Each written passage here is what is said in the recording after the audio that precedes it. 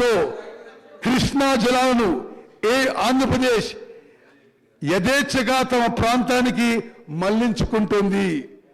పోతిరెడ్డిపాడు, సంగమేశ్వరం, ముచ్చుమర్రి నుంచి రోజుకు 9.5 టీఎంసీ నీటిని ఏపీ ఖాళీ చేస్తోంది. జలాశయం నిండక ముందే నీళ్లు తరలించకపోయేలా ఈ ప్రాజెక్టులు కట్టుకుంది. శ్రీశైలం నీళ్లను మళ్లించి రాయలసీమ రత్నాల సీమగా మార్చడానికి ఆనాటి సీఎం ఏపీకి సహకరించడం తెలంగాణ భవిష్యత్తుకు తీరని నష్టం తెచ్చిపెట్టింది. తెలంగాణ రాష్ట్రం ఏర్పడ్డ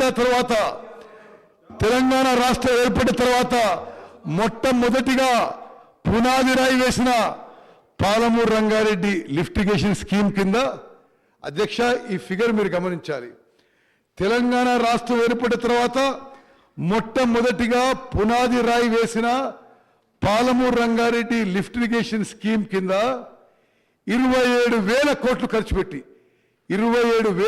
ఖర్చు పెట్టి పెట్టినా ఒక్కెకరం కూడా కొత్త ఆయకట్టు సాగులోకి రాలేదనే విషయం ఈ సభ దృష్టికి తీసుకొస్తున్నారు.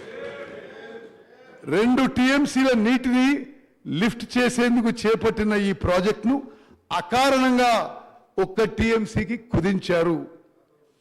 ఎన్నికల ముందు నార్లాపూర్ పంప్ హౌస్ నుంచి 1 మోటార్ మాత్రమే నడిపించి కొన్ని నీళ్లు పోయించారు.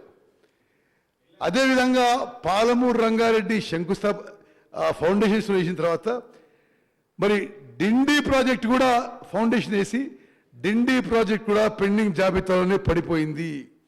ఎస్ఎల్బిసి టన్నెల్ పనులు ఇప్పటికీ పూర్తి కాలేదు. తెలంగాణ ఉద్యమంలో ఆర్డీఎస్ నీళ్ల సాధన కోసం పాదయాత్ర చేసిన పార్టీ అధికారంలో ఉన్నప్పుడు ఆర్డీఎస్ ఆధునీకరణను మర్చిపోయింది.